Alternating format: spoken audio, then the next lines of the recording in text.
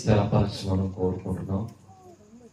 మీ ఆలోచన తండ్రి మెండుగా మాకు అనుగ్రహించమని ప్రాధాన్యపడుతున్నాం. మీ పిల్లలు కష్టంతోనూ ప్రయాసతోనూ ఏర్పరిచే కార్యక్రమం సంఘమునకు తండ్రి క్షేమాభివృద్ధి కలిగించేదిగా, ప్రతి కుటుంబమునకు తండ్రి మేలు కలిగించేదిగా మార్చమని కోరుకుంటూ మీ చిత్తమునకు తండ్రి తలదించి మా బ్రతుకులు తండ్రి మీ చేతులకు అప్పగించుకుంటూ క్రీస్తు ఉన్నతమైన నామములో ప్రార్థిస్తున్నాము తండ్రి, ఆమేన్. ప్రభునందు ప్రియులారా, సుమారు 2026 క్రిస్మస్ వేడుకల్లోనికి ప్రవేశిస్తున్నాం. ఈ క్రిస్మస్ ఈవెంట్ అనేది ఒక రోజుకి సంబంధించింది కాదు. ఈ నెలంతా కూడా క్రిస్మస్ సీజన్ అంటారు. సీజన్, డే కాదు. అంటే ఒక నెల రోజుల పాటు క్రైస్తవ్యం క్రీస్తు యొక్క రాకను జ్ఞాపకం చేసుకుంటూ ఉంటుంది. అందుకే క్రైస్తవ పెద్దలు దీన్ని సీజన్గా భావించారు. అందుకే దీనికి ఆనంద మాసం అని పేరు పెట్టారు. ఈ సంతోషపు నెల అని. ఇంకా ఇంగ్లీష్ అయితే అడ్వాంట్ సీజన్ అంటారు. అడ్వాంట్ సీజన్ అంటే ఆగమన కాలం అన్న మీనింగ్ వస్తుంది. అడ్వాంట్ అంటే రాకడ, వచ్చుట అన్న మీనింగ్. కాబట్టి అడ్వాంట్ సీజన్ అని చెప్పి ఆయన రాకను గురించి మాట్లాడుకుంటారు. ఏంటి రాక అంటే క్రిస్మస్ యొక్క ఉద్దేశం. ఏంటా ఉద్దేశం అంటే మొదటి రాకను జ్ఞాపకం చేస్తూ రెండవ రాకను హెచ్చరించేది క్రిస్మస్. ఎప్పుడు గమనించండి, ఆది అంతము నేనే అన్నాడు ఆయన. ఆది అంతము నేనే. ఆయన రాకతో కాలం ఆరంభమైంది. అంచె దినాలు అంటారు వీటిని. మరలా ఆయన రాకతో ఈ అంచె దినాలు ముగిసిపోతాయి. కాబట్టి ఈ అంచె దినాలను ఆరంభించింది ఆయన పుట్టుక, మొదటి రాకడ. ఈ అంచె దినాలను ముగించేది రెండవ రాకడ. కాబట్టి ఈ రెండు రాకడను జ్ఞాపకం చేసుకుంటూ చేయాలి. ఈ రెండు రాకడను జ్ఞాపకం చేసుకుంటున్నామంటే మెయిన్ పర్పస్ మర్చిపోతాం, ఏవేవో తెచ్చుకుంటాం. అందుకే క్రిస్మస్ యొక్క ముఖ్య ఉద్దేశాలన్నీ పక్కకెళ్ళిపోయింది. మరి అనే క్రిస్మస్ అనగా ఏం గుర్తు వస్తుంది సమాజానికి అంటే ఏం గుర్తు వస్తుంది అనగానే లోకం ఈ క్రిస్మస్ ను వాడేసుకోవడం మొదలుపెట్టింది. అందుకే ఈ నెలలో మనకి చెవులకి గింగులు అనేటట్టుగా వినబడుతుంది. ఏంటవి? క్రిస్మస్ ఆఫర్స్ కళ్ళకు కనబడుతూ ఉంటాయి. ఏంటవి? Christmas offers. ఎక్కడి నుంచి ఎక్కడ దాకా అంటే తినే కేకుల దగ్గర నుంచి వేసుకునే బట్టల వరకు అన్ని ఆఫర్ ఆఫర్ ఆఫర్. ఏంటి ఆఫర్ అంటే క్రిస్మస్ ఆఫర్. క్రిస్మస్ ఆఫర్లు ఎక్కువైపోయినాయి మనకి. ఇలా ఈ క్రిస్మస్ ఆఫర్లు ఎక్కువైపోయి మెయిన్ పర్పస్ ఏంటో మర్చిపోయాం. ఏంటి క్రిస్మస్ ఆఫర్లు అంటే ఇవే.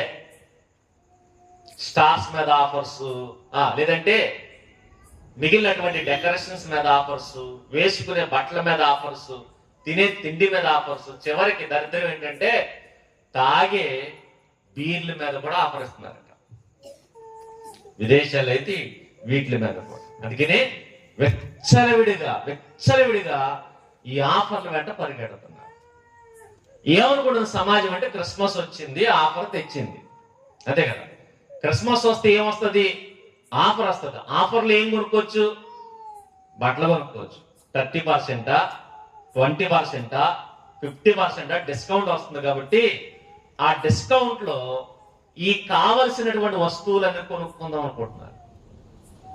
కానీ ప్రాముఖ్యంగా మర్చిపోయింది ఏంటంటే క్రిస్మస్ ను బట్టి వచ్చిన ఆఫర్స్ కాదు, క్రిస్మస్ వల్ల వచ్చిన ఒక ఆఫర్ ఉంది. అది సాక్షాత్తు యేసుక్రీస్తు ప్రభుల వారే ప్రపంచ మానవాళ్ళందరికీ ప్రకటించినటువంటి ఆఫర్. నేను చెప్పాలంటే ఈ ఆఫర్ ప్రకటించడానికి పరలోకం నుంచి భూమి మీదకి ఆయన దిగి వచ్చాడు. ఏంటి ఆయన ప్రకటించిన ఆఫర్ అంటే మత్తయి గారు రాసిన సువార్త 11వ అధ్యాయంలో రాయబడుతున్నటువంటి సందర్భాన్ని మీరు చూడగలిగితే మత్తయి గారు రాసిన సువార్త 11వ అధ్యాయం 28వ వచనం నుంచి రాయబడుతున్న మాట చూడండి. ప్రయాసపడి భారం మోసుకొనుచున్న సమస్త జనుల నా యొద్దకు రండి అన్నాడు. చూడండి, యేసుక్రీస్తు ప్రభులు వారు పిలుస్తున్నారు. యేసుక్రీస్తు ప్రభులు వారు ఆయనే స్వయంగా పిలుస్తూ చెప్తున్న మాట ఏంటంటే, ప్రయాసపడి భారం మోసుకొనుచున్న సమస్త జనులు. ఓ కులానికో, ఓ మతానికో, ఓ దేశానికో కాదు, ఇది యావత్ ప్రపంచానికి. ఇంకా చెప్పాలంటే మనిషి అనే ప్రతి వాడికి జాతి భేదం లేదు, కుల భేదం లేదు, మత భేదం లేదు, ఇంకా చెప్పాలంటే వయోభేదం లేదు, ఏ భేదం లేకుండా అందరిని పిలిచాడట.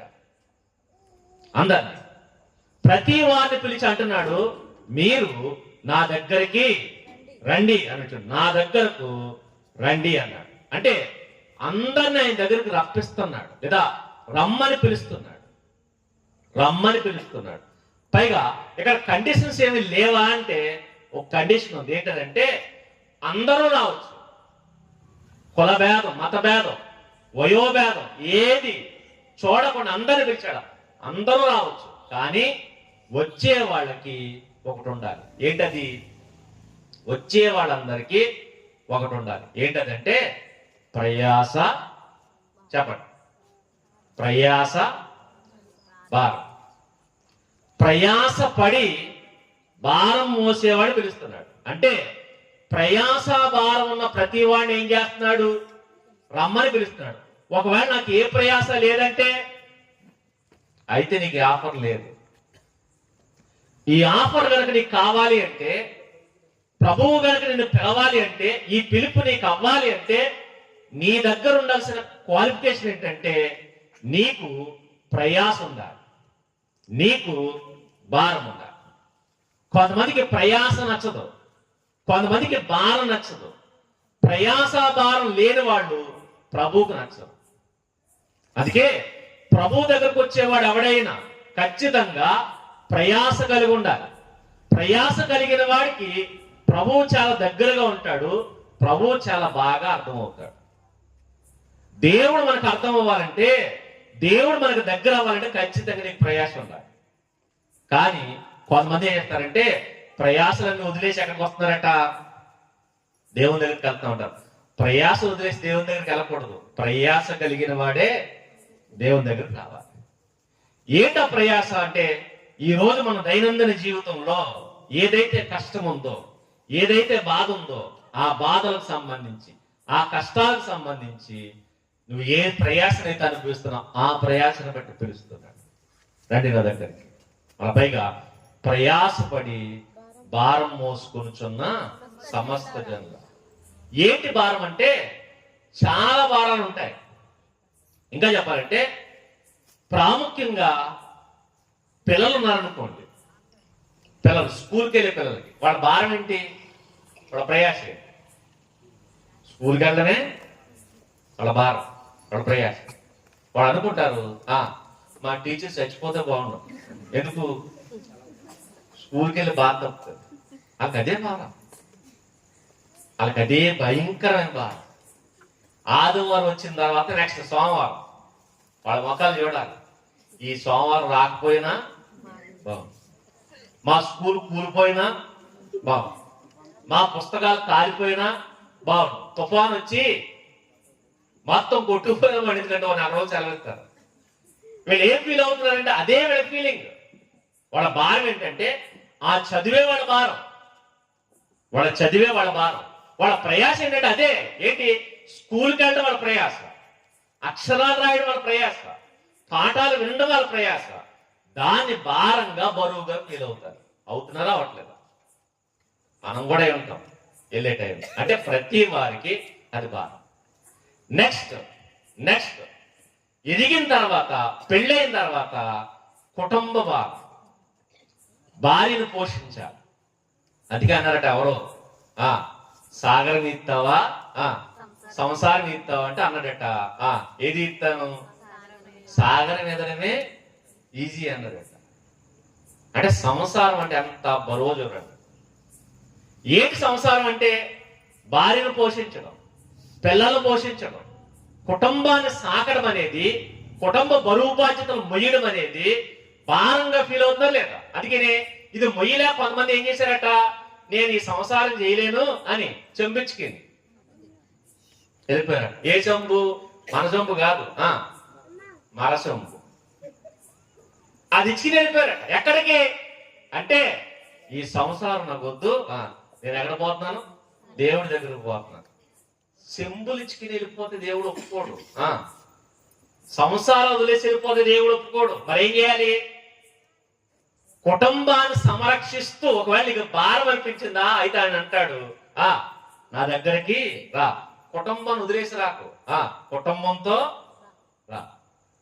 కుటుంబంతో రా. ఉద్యోగం నీ భారం అయితే నువ్వు ఉద్యోగం చేస్తూ ఆయన దగ్గరకు రా. వ్యాపారం నీ భారం అయితే ఆ భారంతో దేవుని దగ్గరకు రా. నీ భారం ఏదో, నీ ప్రయాస ఏదో, ఆ ప్రయాసంతో ఆయన దగ్గరకు రా. ఆయన అన్నాడు, నీకు ఏది ప్రయాసంగా ఫీల్ అవుతున్నావు, ఏది భారంగా ఫీల్ అవుతున్నావు, ఆ ప్రయాసంతో నా దగ్గరకు రండి అన్నాడు. మనం అనుకుంటాం, ఎందుకు వచ్చింది ఈ ప్రయాసం, వదిలేస్తే వదిలిపోతున్నాం. అందుకనే ఒక్కొక్క దాన్ని కత్తిరించుకుంటూ వచ్చేస్తాం. ఏంటది? ఒకప్పుడు పెద్ద కుటుంబం, మరి ఇప్పుడు చిన్న కుటుంబం. మరి పైగా చిన్న కుటుంబం అట, చింతలేని కుటుంబం అట. చింతగా ఏం కాదు.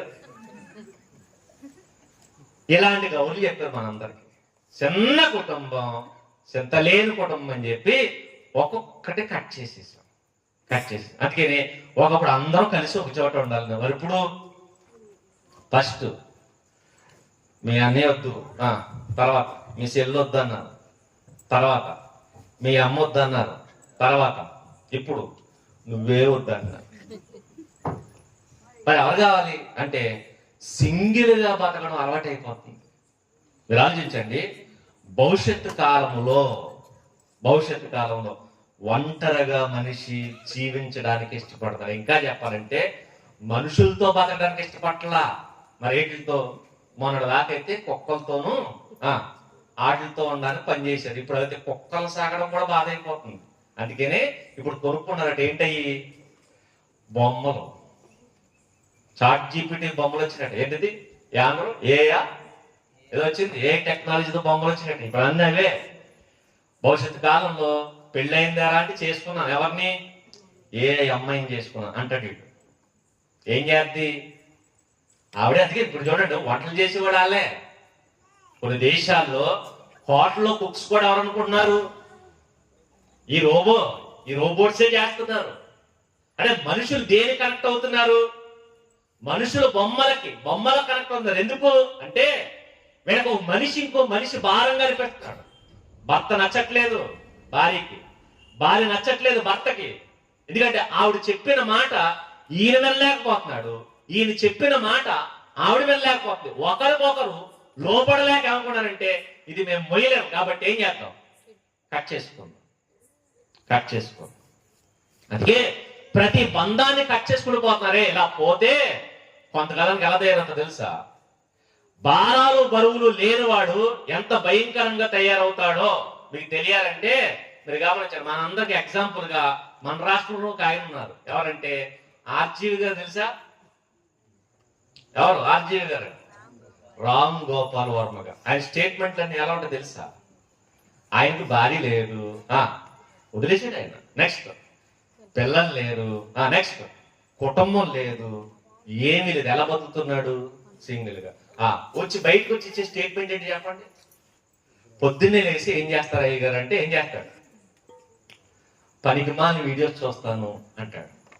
సాయంత్రం ఏం చేస్తాడు? పొద్దున్న సాయంత్రం దాకా అంటే ఏం చేస్తాడంటే వాడ్కా తాగి పడుకుంటాడు. చూసారా? ఆయనకి దైవభక్తి ఉందా?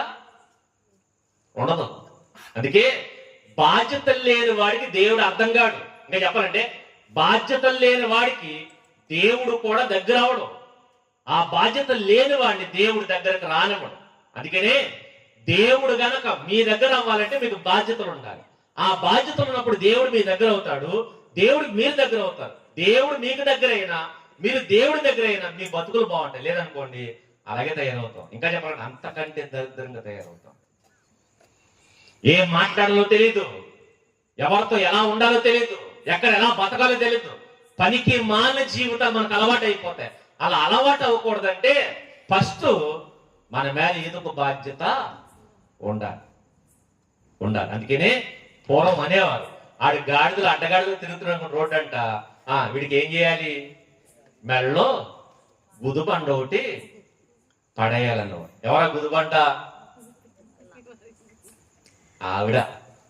ఆవిడే గుదుబండ తీసుకొచ్చి పెళ్లి చేసి పడేస్తే దెబ్బకలైన కూడా ఒకడు దెబ్బకి ఈవిడ మాటలు కూడా తిరుగుతుంది అనుకోండి, ఈవిడ అనేవారు ఏమని, ఈవిడ ముక్కుకి తాడేసేవాడిని చూడాలి.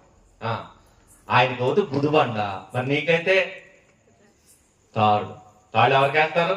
వాళ్ళు పైగా ముక్కు గట. మీరు గమనించండి, పశువు కూడా ముక్కుకేరు దాడి, ఎద్దుకు ముక్కుకేరు, మరి దేనికి వేస్తారు? గుర్రానికి వేస్తారు. వాటి నాసికారంధ్రంలో నుంచి తాడు లాగుతారు. అలా అనేవారు. వీళ్ళ గనక మాటనాలని ముక్కుకి ఏం చేయాలి? తాడే. అంటే ఇలా వేస్తే మనుషులు దారిలోకి వస్తారు. బాధ్యతలు ఎప్పుడైతే పెరుగుతాయో మనిషి మాట్లాడడం మొదలు పెడతాడు. ఇప్పుడు ప్రభు కూడా అంటున్నాడు, నా దగ్గరికి రండి. ఎవరు రండి? ప్రయాస కలిగి భారం మోసుకొనుచున్న సమస్త జనం. ఇప్పుడు దీంట్లో పిల్లలు ఉన్నారా? ఉన్నారు. ఎందుకు? వాళ్ళ ప్రయాస ఏంటి? చదువు. వాళ్ళ ప్రయాస చదివే వాళ్ళ ప్రయాస. దీంట్లో యవనస్తులు ఉన్నారా? ఉన్నారు. వాళ్ళకి కొన్ని బాధ్యతలు ఉన్నాయి. ఇంకా చెప్పండి, బాధ్యత కలిగిన యవనస్తుని పిలుస్తున్నాడు. దీంట్లో కుటుంబ పెద్దలు ఉన్నారా? వాళ్ళు ఉన్నారు. మీరు కూడా రండి నా దగ్గరికి. ఇలా బరువు బాధ్యతలు మోస్తున్న వారిని పిలుస్తున్న పిలుపు ఏంటంటే, నా యొద్దకు రండి అన్నట్టు. రండి అని మాట్లాడితే అన్నట్టు, రండి నేను మీకు విశ్రాంతినిస్తాను. నేను మీకు విశ్రాంతినిస్తాను, నేను మీకు రక్షిస్తాను, నెమ్మదిస్తాను. నేను మీకు ఆ నెమ్మది మీకు కావాలంటే నా దగ్గరకు రండి అన్నట్టు. నా దగ్గరకు రండి. కానీ మనం ఆయన దగ్గరికి వెళ్ళకుండా ఎక్కడెక్కడికి వెళ్ళినా ప్రయాసలు పెరుగుతాయి తప్ప తగ్గవు. అందుకే ఆయన దగ్గరికి వెళ్తే మీకు నెమ్మది దొరుకుతుంది. ఆయన దగ్గరికి వెళ్తే. ఇంకా చెప్పాలంటే అసలు ఈ ప్రయాసలు ఎందుకు వచ్చింది మనకి? ప్రయాసలు ఎందుకు వస్తాయి? మళ్ళా ప్రయాసలు దేవుడు పెట్టలా, ప్రయాసలు మనంతట మనమే తెచ్చుకోండి. ఎందుకు ప్రయాసలు వస్తాయి? అసలు ఏంటి ప్రయాసలు అంటే, ఈ రోజు మన బతికే ఒక ప్రయాస అయిపోయింది. అందుకే మోషే గారు అన్నాడు, మా వయసు, మా ఆయుష్ అంతా అయితే 70, లేకపోతే 80. అయినా మా దినాల నేటి తెలుసా, ఆయాసము దుఃఖమే. ఇదిగో మా బతుకు దినాలు అలా అయిపోయినాయి. మా బతుకు ఎందుకు అలా అయిపోయింది అంటే, అలా మార్చేసుకుని ఎందుకు అయిపోయింది? దేవుడు ఏదేను తోటలో ఇద్దరు మనుషులు చేసినప్పుడు వాళ్ళకి ప్రయాస పట్ల పని పెట్టాడు. ఆ పని ఆహ్లాదకరమైన పని, మామూలు పని కాదు, ఆహ్లాదకరమైన పని. కానీ ఎప్పుడు ప్రయాసగా మారిపోయింది తెలుసా? ఎప్పుడు ప్రయాసగా మారిపోయిందంటే, ఎప్పుడైతే పాపం చేశారో పాపం వాళ్ళకి ప్రయాసం తెచ్చిపెట్టింది. పాపం వల్ల ప్రయాస వచ్చింది. ఇంకా చెప్పాలంటే పాపం వల్ల ప్రయాస పెరిగిపోతూ వచ్చింది. అందుకే మీరు ఆలోచించండి, ఏదేని తోటలో దేవుడు పని లేకుండా పెట్టలా. దేవుడు పనిస్తాడు. ఇంకా చెప్పాలంటే పని కలిగిన వాడంటేనే దేవుడికి ఇష్టం. పనికి మానవుడు దేవుడు ఇష్టపడ్డాడు.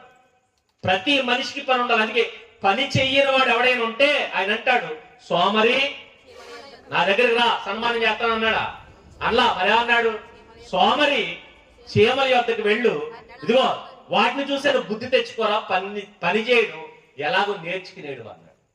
అంటే చూడండి, దేవుడు పని కలిగిన వాడిని సంతోషిస్తాడు, పని కలిగిన వాడిని సన్మానిస్తాడు, పని కలిగిన వాడిని సంతోష పెడతాడు. కాబట్టి పని ఉండాలి. అందుకే ఏదేను తోటలో కూడా పనుంది ఆదాముకి.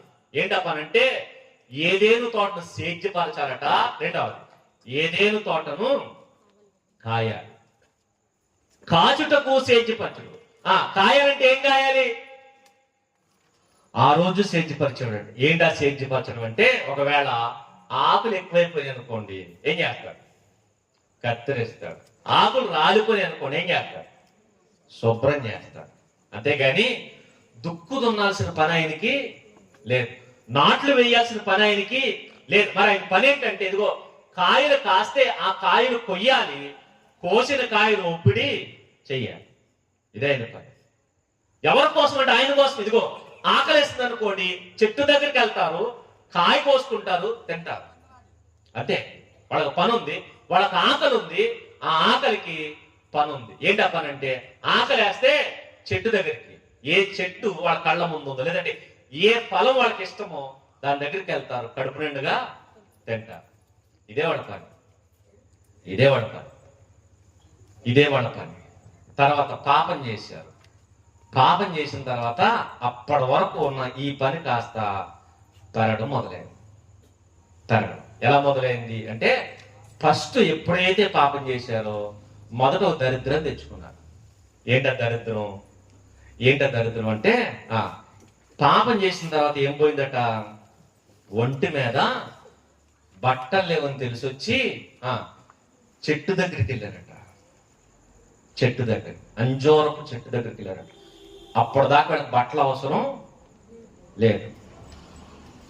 అప్పటి వరకు వీళ్ళకి బట్టలు అవసరం లేదు, వీళ్ళకి సామాను అవసరం లేదు. ఎందుకంటే వండే బాధ లేదు, కడిగే బాధ లేదు, తర్వాత వేసుకునే బాధ లేదు, తీసి నానబెట్టే బాధ లేదు, ఉతికే బాధ లేదు. ఈ బాధలన్నీ లేవు. మరి ఏంటప్పుడున్న బాధ? ఆకలి వేస్తే కోసుకుని తినడం, అంతే. కానీ ఎప్పుడైతే పాపం చేశారో నెత్తి మీద కూడా తెచ్చుకున్నారు. ఏంటంటే అప్పటి వరకు ఉన్నటువంటి మహిమ ఏదైతుందో మహిమ పోయింది, మహిమ పోయింది. అప్పటి వరకు వాళ్ళకి సిగ్గు తెలియలేదట. ఎందుకంటే వాళ్ళ చుట్టూ ఏముంది? మహిమ వాళ్ళని కమ్ముకునుంది. కమ్ముకునుంది కాబట్టి సిగ్గు వారికి తెలియలేదు. వాళ్ళ దిగంబరత్వం వాళ్ళకి తెలియలేదు. వాళ్ళ చుట్టూ ఒక మహిమ ఆవరించింది. ఎప్పుడైతే పండుతున్నారో ఏం పోయింది? మహిమ పోయింది. మహిమ పోయేసరికి ఇప్పుడు మహిమ స్థానములో శరీరానికి అడ్డు పెట్టుకోవడానికి, సిగ్గు కాపాడుకోవడానికి కొన్ని అవసరమైంది. ఏంటవంటే మహిమ పోయింది కదా, మహిమకు ఇప్పుడు ఆల్టర్నేటివ్ గా ఎత్తుకున్నాడు. ఏం ఎత్తుకున్నారు? సరాసరి లేడట ఎక్కడికి? అంజూరపు చెట్టు దగ్గరికి. అంజూరపు చెట్టు దగ్గరికి వెళ్ళి అంజూరపు ఆకులు తీసుకుని కుట్టుకున్నాడు. అంజూరపు చెట్టు దగ్గరికి ఎందుకు వెళ్ళాడు అంటే అంజూరపు ఆకులు పెద్ద పెద్దగా ఉంటాయి, పెద్ద పెద్దగా ఉంటాయి కాబట్టి ఆకులు తీసుకుని కుట్టుకోవాలి. ఇప్పుడు ఎవరు కుట్టుకోవాలి? ఇద్దరు కుట్టుకోవాలి, అవ్వమ్మ ఆదాం గారు. సరే, అప్పటి వరకు బట్టలు అవసరం లేదు, ఇప్పుడు ఏం అవసరం వచ్చింది? బట్టలు అవసరం వచ్చింది. ఒకవేళ పాపం చేయకపోతే బట్టలు అవసరం లేదు, బట్టలు అవసరం లేకపోతే బోళ్ళని పందెక్కిపోతుంది. ఇప్పుడు చూడండి, ఈ బట్టలు అవసరం వచ్చింది. ఈ బట్టలు ఎప్పుడైతే అవసరం వచ్చిందో చెట్టు దగ్గరికి వెళ్ళాడట. వెళ్ళి ఆకులు తీసుకుని కుట్టుకున్నారట. సరే కుట్టుకున్నాం. కుట్టుకుంటే ఎంతసేపు ఉంటాయి ఆకులు? చెప్పండి. ఆదాం ఆకులు కుట్టుకున్నాడు కదా, ఎంతసేపు ఉంటాయి? ఫర్ ఎగ్జాంపుల్ మనం పండగ బట్టలు కొనుక్కున్నాం అనుకోండి, ఎన్ని రోజులు ఉంటాయి? 6 నెలలు ఉంటాయా? సంవత్సరం ఉంటాయి. మ్యాక్సిమం 6 నెలలు. ఒబ్బుడుగా వాడితే సంవత్సరం, సంవత్సరం పాటు పని చేస్తాయి. మనం వేసుకునే బట్టలు కనీసం నెలల పాటు ఉంటాయి. ఆదాం ఆకులు కుట్టుకున్నాడు కదా, ఎంతసేపు ఉంటాయి? సంవత్సరం ఉంటాయా? కొన్ని నెలలు ఉంటాయా? కొన్ని వారం? 2 రోజులు ఉంటాయా? పొద్దున్న కుట్టుకుని వేసుకున్నాడు అనుకోండి, మధ్యాహ్నానికి ఎండిపోయి ఆకు ఎండిపోతే ఏమవుద్ది? నలిగిపోతే పొడుమైపోద్ది, అంతేక. ఇప్పుడు చెప్పండి, ఆదాంకు ఒకటే పని. ఏ పని? ఇప్పుడు ఎందుకంటే పొద్దున్నే కుట్టుకుని వేసుకుంటే మధ్యాహ్నం మళ్ళీ ఏం చేయాలి? మధ్యాహ్నానికి అయిపోతాయి కాబట్టి మధ్యాహ్నానికి ఇంకో జత కావాలి, ఇంకో డ్రెస్ కావాలి, మళ్ళా కుట్టుకోవాలి. మధ్యాహ్నం ఓడేసుకుంటే అది ఎప్పుడు దాకా ఉంటుంది? సాయంత్రం దాకా ఉంటుంది. సాయంత్రం వేసుకుంటే అర్ధరాత్రి వరకు ఉంటుంది. మళ్ళీ ఏం చేయాలి? నైట్ ఇంకోటి వేసుకుంటే తెల్లారి దాకా ఉంటుంది. తెల్లారిపోతే మళ్ళీ ఏం చేయాలి? ఇప్పుడు చెప్పండి, వీళ్ళకి ఏ పని పెట్టుకున్నారు? ఇప్పుడు నేను అనుకుంటుంటాను, వీళ్ళిద్దరు కలిపి చెట్టు దగ్గరికి వెళ్ళి అవమ్మా నీ ఆకులు నువ్వు కుట్టేసుకో, నా ఆకులు నేను కుట్టేసి, ఎందుకంటే నీకు నేను కుట్టడం అవ్వదు, నాకు నువ్వు కుట్టడం. ఎందుకంటే ఇప్పుడు ఇలా కుట్టుకుని వేసుకుని లోగా వేసుకున్న వైర్ని ఏమైపోతాయి, ఎండిపోయి రాలిపోతాయి. ఇప్పుడు మళ్ళా కుట్టేసుకుని వేసేసుకుని మళ్ళీ ఏం చేయాలి, నెక్స్ట్ పని ఏంటి, మళ్ళా కుట్టుకోవడమే, మళ్ళా కుట్టుకోవడం. ఇక నాకు తెలిసి ఇదిగో నైట్కి 4 జతలు కుట్టుకుని పెట్టుకోలేదు, ఎందుకంటే మధ్యలో కొడుకుని అటు ఇటు తొలిసరికి ఏమవుతుంది, ఊడిపోతాయి కాబట్టి మళ్ళా వేసి మళ్ళీ కుట్టుకోవడమే. ఇప్పుడు చూడండి, నెత్తి మీదకి ఏం తెచ్చుకున్నాడు, పని తెచ్చుకున్నాడు. రైట్, పని తెచ్చుకున్నావు కదా, కుట్టుకుంటున్నాం. అలా కుట్టుకుని వేసుకున్నాడు అనుకోండి, అంజూరపు చెట్లు ఎన్ని ఉంటాయి, ఆ ఆకులు ఎంతకాలం వస్తాయి. ఇప్పుడు అంజూరం చెట్టు దగ్గరికి వెళ్ళాడు కదా, వెళ్ళిన తర్వాత అంజూరపు ఆకులు కుట్టుకుని వేసుకున్నాడు కదా, ఒకవేళ 10 చెట్లు ఉన్నాయనుకోండి, ఎన్ని రోజులు వస్తాయి, ఎన్ని రోజులు వస్తాయంటే 2 రోజుల్లో ఆకులు అయిపోతాయి. తర్వాత తర్వాత తర్వాత యాబ్సెంట్ దగ్గర రావాలి, ఎందుకంటే అంజూరు పాకులు అయిపోతే మామిడాకుల దగ్గరికి వెళ్తావు, మామిడాకులు అయిపోతే డైలీ ఇదే పని మీద ఉంటే ఆకులు ఉంటాయా, ఊడిపోతాయా, ఉంటాయా, సరిపోతాయా, సరిపో. ఎందుకంటే ఉన్న ఆకులను ఏం చేస్తారేదో కోసుకుని కుట్టుకోవడమే. చివరికి అంజూరు పాకులు కాబట్టి 10 ఆకులు అయితే డ్రెస్ అయిపోద్ది, యాపాకులు అయితే 8 ఆకులు కావాలి. పైగా పని యాపాకులతో డ్రెస్ కుట్టాలంటే ఇక పొద్దు నుంచి సాయంత్రం దాకా కుట్టినా ఓ జత అవుతుంది. పైగా ఏలో ఉన్న ఆకులన్నీ కోసుకుని కుట్టేసుకుని వేసుకున్నారు అనుకోండి, ఆకులు చెట్టుకు లేకపోతే కాయలు కాస్తాయా, కాయ అంటే చూడండి, ఈ చెట్టు దగ్గరికి వెళ్ళి ఆకులు కోసేసి నెక్స్ట్ చెట్లు చంపేస్తే తర్వాత తినటానికి తిండి కూడా ఉండదు. ఇది గమనించిన దేవుడు ఆల్టర్నేటివ్ గా ఆకుల దగ్గరికి వెళ్ళాడు. దాని వెనక ప్రయాస తెలియదు, ప్రమాదము తెలియదు. ఒకటి, ఆకులు పుట్టుకోవడం ప్రయాస అయితే ఆకులన్నా తెంపేస్తే తర్వాత తినటానికి తిండి పొడికి దొరకదు. అందుకు దిగొచ్చి ఆదామా ఎక్కడున్నావు అని అడిగాడు.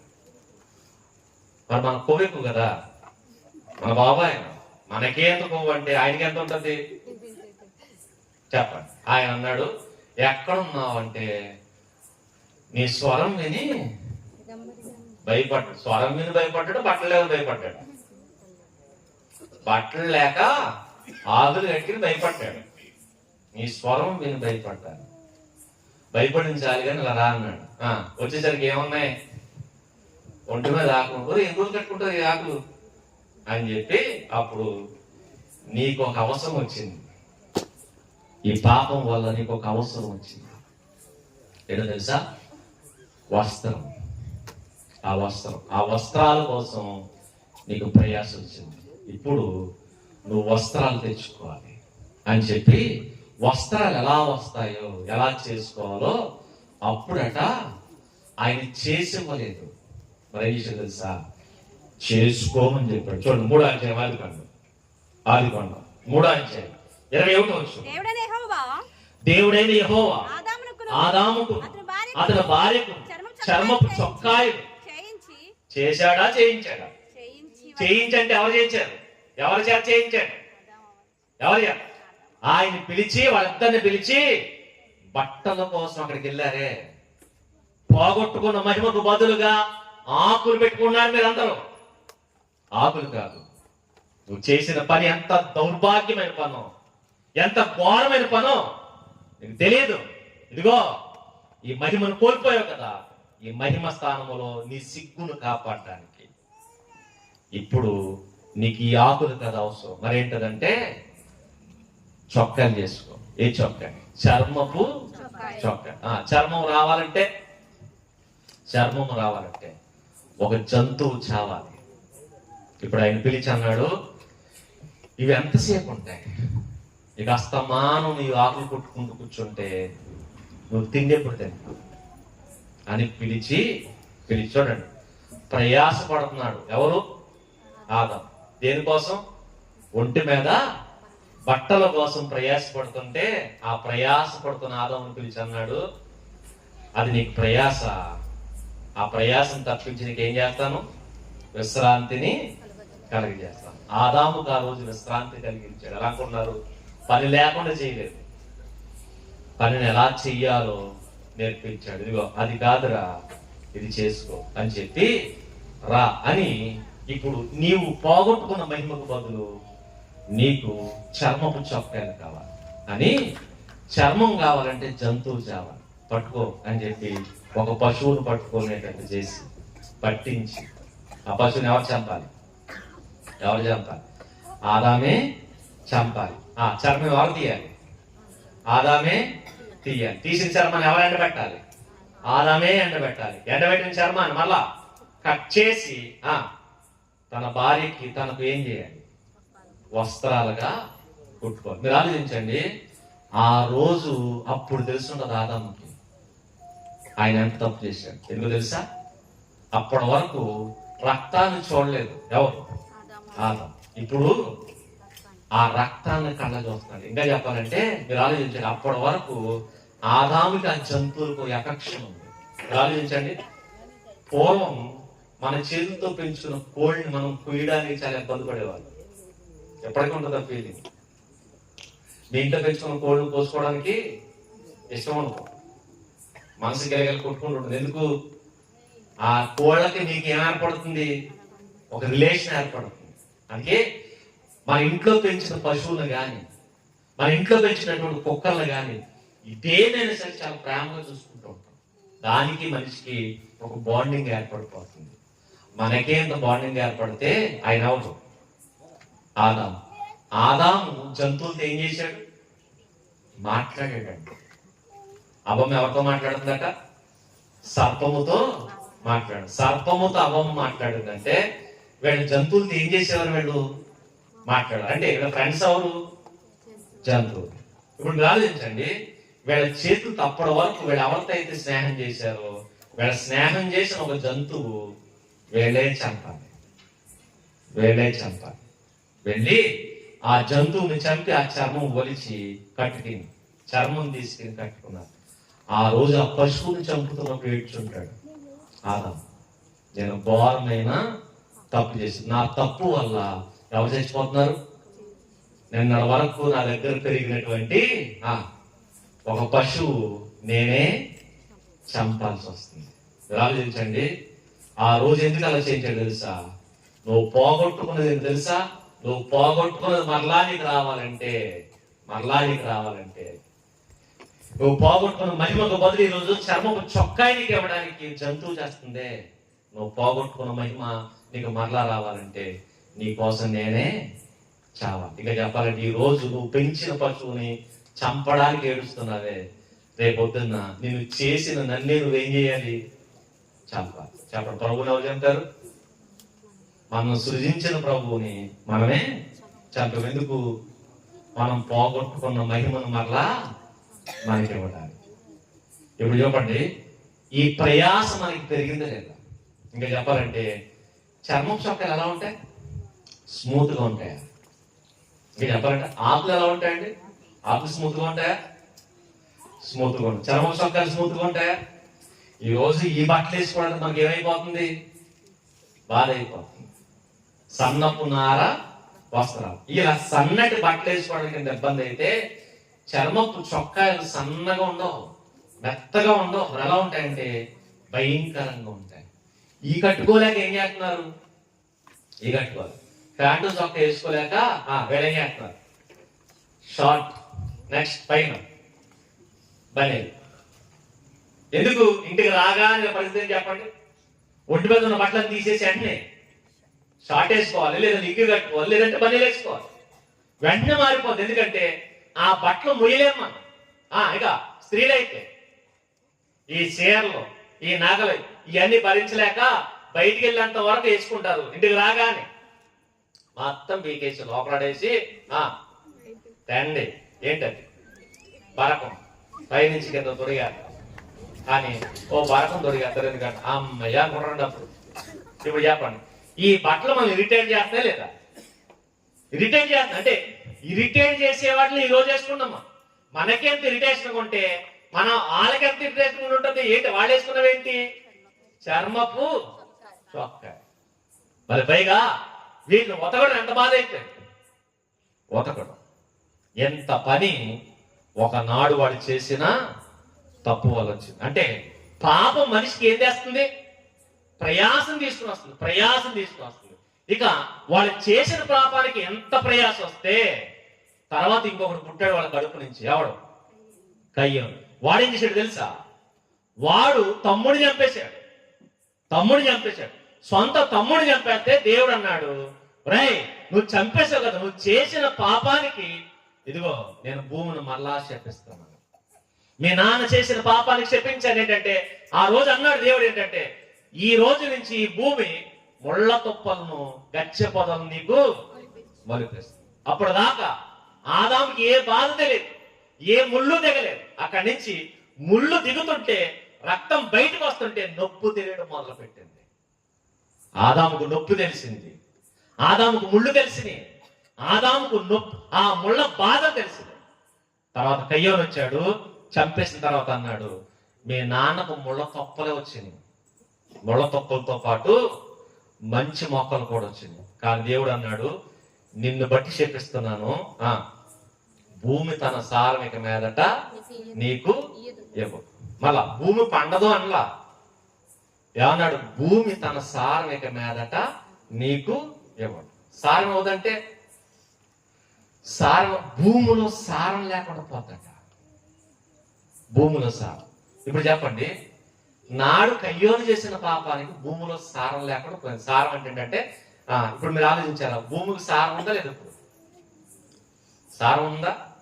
సారాలు లేవు. అందుకని జింకు లోపం అని చెప్పి మనం ఏం చేస్తున్నాం? ఎరువులు వేస్తున్నాం. చూసారా? ఎరువులు వేస్తున్నాం. ఒకప్పుడు ఎరువులు లేకుండా ఏమయ్యేది? పంటలు పండే. కయ్యోను పంట పండించుకోవడానికి ఎరువు వేయాలి వాడు. ఇంకా చెప్పాలంటే ఆదాము పంట పండించుకోవడానికి జస్ట్ నీళ్లు పెడితే చాలు. ఏదేం తోటలేదు నీళ్లు కూడా పెట్టక్కర్లేదు, ఏదేం తోటలేదు దుక్కు కూడా దున్నక్కర్లేదు. కానీ పాపం చేసిన తర్వాత దుక్కు దున్నాలి, నెక్స్ట్ పాపం చేసిన తర్వాత నాట్లు నాటాలి, పాపం చేసిన తర్వాత నీళ్లు పెట్టాలి, పాపం చేసిన తర్వాత ముళ్ళ పొదలు తొలగించాలి, కలుపు తీయాలి. కానీ కయ్యోను అన్నాడు, నీకు ఇంకా డబుల్ డోస్ అయింది. ఏంటో తెలుసా? మీ నాన్న చేసే పనులతో పాటు నువ్వేం చేయాలంటే, నీకు భూమి సారం అవుతుంది. సారం కోసం ఏం చేయాలి? దానికి ఎరువేయాలి. కయ్యోను ఎరువేసి పెంచాలి. ఇంకా చెప్పాలంటే ఆదాము ఎరువేయకపోయినా వస్తాయి మొక్కలు, కానీ కయ్యోను మొక్కలు రావాలంటే, కయ్యోను పంట పండాలంటే ఏం చేయాలి? ఎరువేయాలి. ఎరువు అంటే ఏంటి? ఊరియా ఇవన్నీ అప్పుడు లేవు. మరి అప్పుడేంటి? పశువుల పేడ తెచ్చుకుని ఏం చేయాలి? మొక్కలకి వేయాలి. పశువులు పేడ తెచ్చుకుని వేయాలి. ఎందుకంటే ఈ మొక్కలకి సారం కావాలంటే ఇప్పుడు పశువులు పెంచుకుని ఏం చేయాలి? పశువుల యొక్క పెంటనెత్తి మొక్కలకి ఎరువుగా వేయాలి. ఇప్పుడు చెప్పండి, కయ్యోను పని పెరిగిందా? పని పెరిగింది.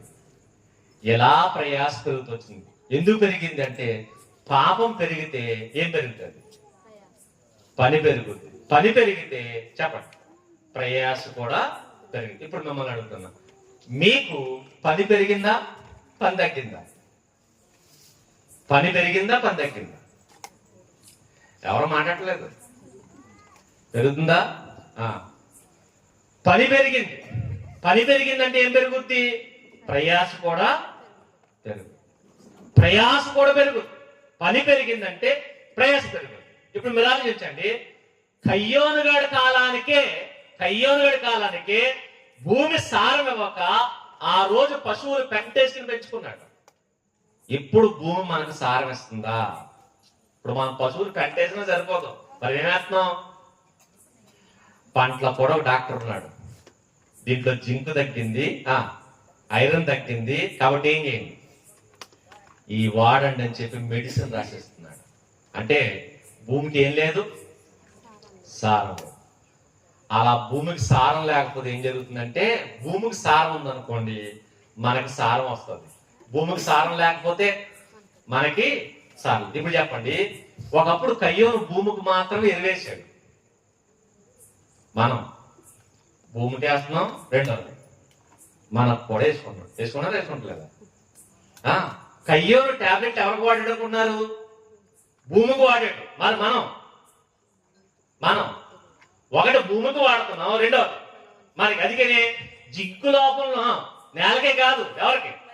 మనకు కూడా.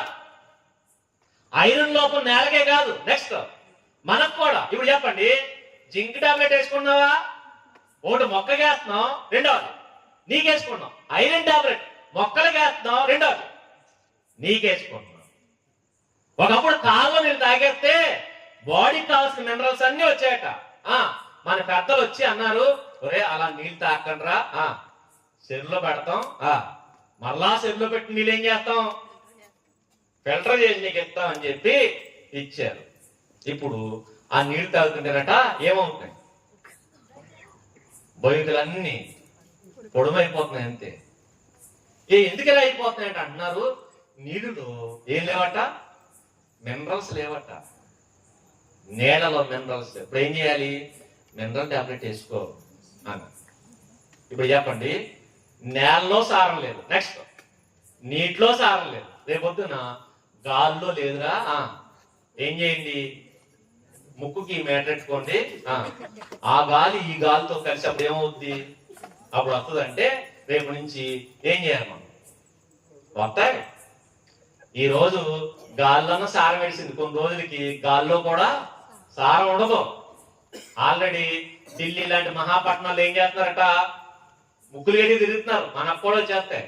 ఎందుకంటే నేల సారం పోయింది, నెక్స్ట్ మన సారం పోయింది, నెక్స్ట్ అన్ని సారాలు పోతాయి,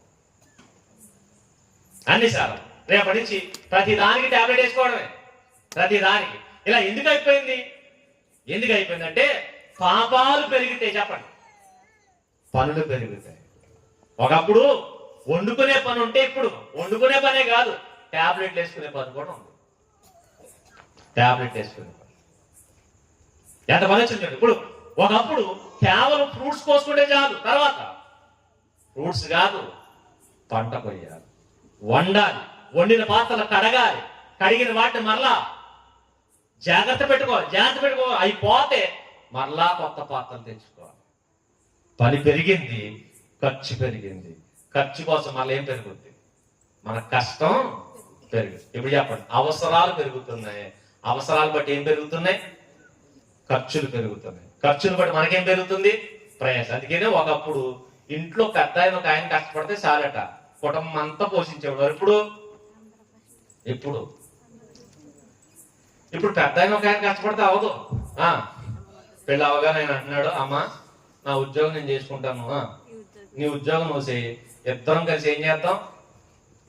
ఒకప్పుడు మేషం మెలే చెప్పేవారు, నువ్వు పనికి వెళ్తే నేను సత్యాను అనుకున్నావా, బతికాను. ఎందుకంటే ఆ టైంలో మాటలు సాయని. ఇప్పుడు అలాంటి పోలీసులు చూపించారు కానీ అడుగు తింటాను కూడా పనుకురాలు. ఇప్పుడు ఇద్దరు కాదు, ఇప్పుడు ఇంకా మీ ఇద్దరు కష్టపడి సరిపోతే 4 రోజులు అయితే పుట్టిన పిల్లలను కూడా పక్కన ఎట్టుకుని, ఒరే నువ్వు ఈ పని చేయరా, పుట్టిన నలుగురు కూడా ఏం చేయాలనుకున్నారు, అలా పని చేసినా కానీ నీళ్ళు కూడా దొరకవు. అలాంటి రోజులు వస్తాయి. ఎందుకంటే దేవుడు చెప్పిన మాట, నీ పాపాలు పెరిగితే ప్రయాసలు పెరిగితే. ఇప్పుడు చెప్పండి, మన ప్రయాస పెరిగితే పర్లేదు, భయంకరంగా పెరిగిపోయి, భయంకరంగా ఈ భయంకరంగా పెరిగిపోయి ఎన్ని అవసరాలు, ఎన్ని అవసరాలు ఫ్రీగా దొరికేవన్నీ ఈరోజు డబ్బులు పెట్టి కొనుక్కుంటున్నాం. ఒకప్పుడు ఏదైనా తోటలో ఖర్చు లేకుండా దొరికింది, తర్వాత కష్టపడితే సరిపోయింది. ఇప్పుడు మనం కష్టపడితేనే కాదు, ఒకటి కష్టపడాలి, రెండవది ఖర్చు పెట్టాలి. ఈ 2 పెడితేనే తప్ప మనం దొరకట్లేదు. మరి పైగా ఏది ఫ్రీగా దొరకట్లేదు. మన తాతల కాలంలో నీళ్లు ఫ్రీ, మరి ఇప్పుడు కొనుక్కున్నావు నీళ్లు, మరి పైగా మామూలుగా కొనుక్కోలేదు. ఒకప్పుడు చెల్లో నుంచి బిందు తెచ్చుకునేవారు, బిందులో నుంచి ఎవరికి రూపాయి ఒక్కర్లేదు. తర్వాత ట్యాబ్లు ఇచ్చి అన్నారు, ఏ బిల్లు వేశారు, ట్యాబ్ బిల్. ఇప్పుడు ట్యాబ్ బిల్లు వస్తున్నాయా, ట్యాబ్ బిల్లు మామూలే. ట్యాబ్ బిల్తో పాటు ఇంకో బిల్లు ఏంటంటే మళ్ళీ నీళ్ళు పని చేయవట, మరేంటి ఫౌండేషన్ బిల్ తెచ్చుకోండి అన్నారు. ఈ ట్యాబ్ బిల్ సంవత్సరానికి ఒకసారి కడితే ఫౌండేషన్ రోజు కట్టాలి.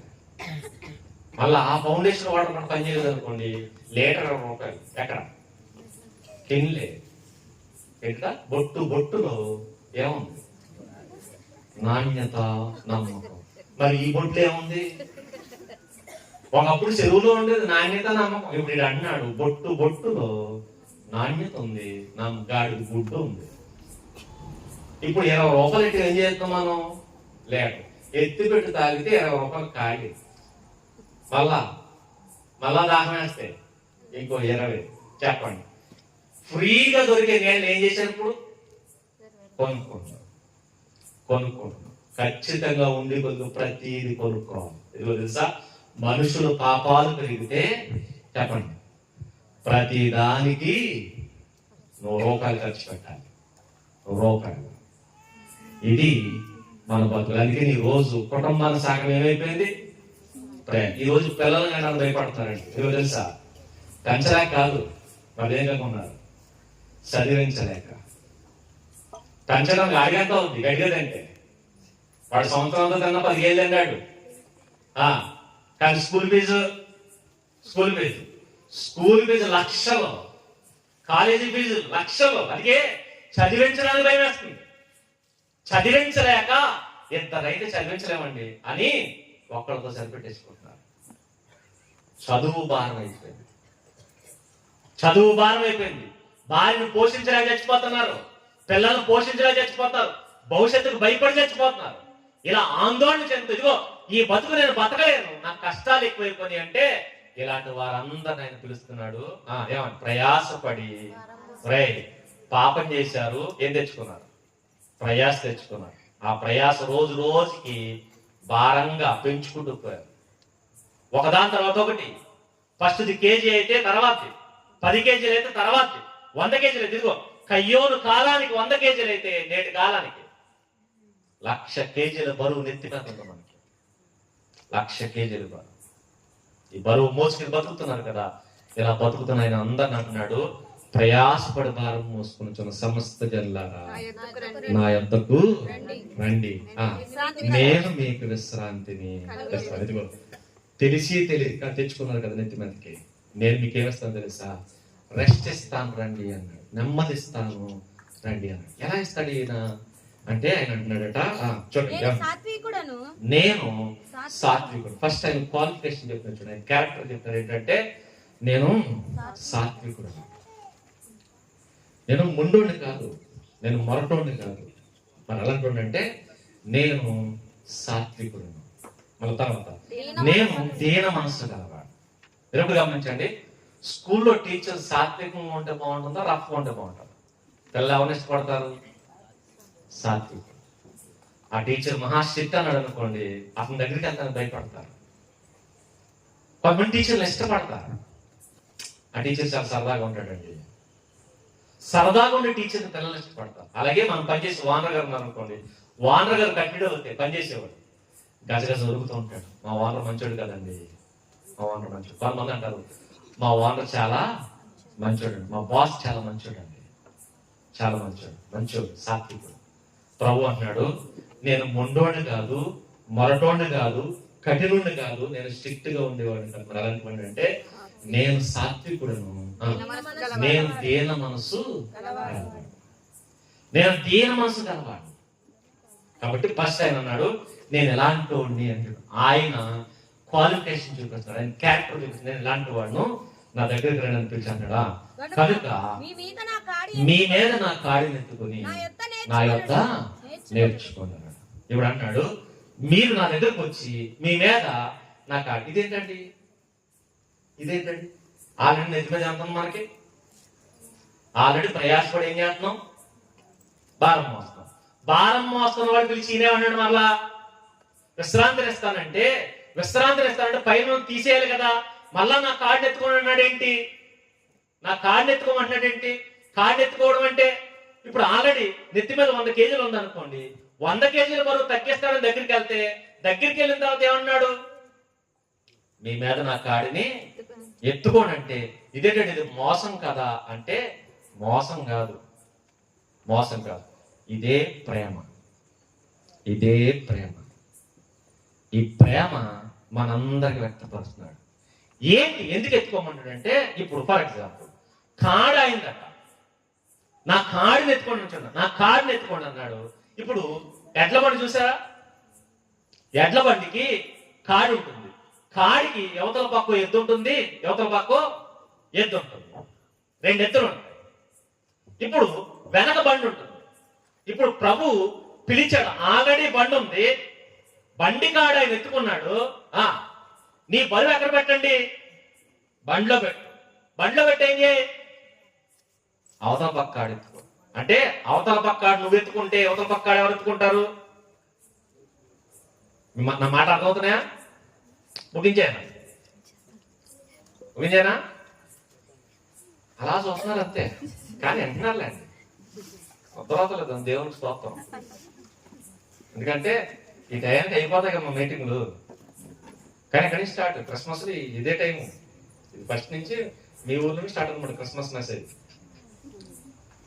మీరు ఆలోచించండి, యువతల పక్క ఎద్దు ఉంటుంది, యువతల పక్క ఎద్దు. ఇప్పుడు యువతల పక్క ప్రభు ఉన్నాడు, అవతల పక్క నువ్వెత్తుకు. అంటే అర్థం ఏంటంటే నీ బరువు వెనక్కి పెట్టు, కాడి మన ఇద్దరం లాగుదాం రా అని పిలుస్తాడు. అంటే అర్థం ఏంటంటే నీ భారం ఎవరు షేర్ చేసుకుంటారు? ఇప్పుడు ప్రభువు షేర్ చేసుకుంటాడు. ఇంకా చెప్పాలంటే ఓ సంచి పట్టుకుని వెళ్తాను. సంచి చాలా బరువుగా ఉంది, సంచి నిండగా 5 వస్తువులు ఉన్నాయి. మొయ్యలేక సంచిని ఇలా మోసుకుంటూ వెళ్తున్నారు. ఇలా వెళ్తున్నప్పుడు నీ కష్టం చూసి దారిలో ఎవరో ఆపి, ఒరే సంచికి తాడు అవతల పక్కన పట్టుకో, యువతల పక్కన నెట్టుకుంటాను అన్నాడు అనుకోండి, బరువు తగ్గుద్దా పెరుగుద్దా? తగ్గుద్దా? ఎందుకు తగ్గింది అంటే ఒక పక్క సగం బరువు ఎవరు మోస్తున్నారు?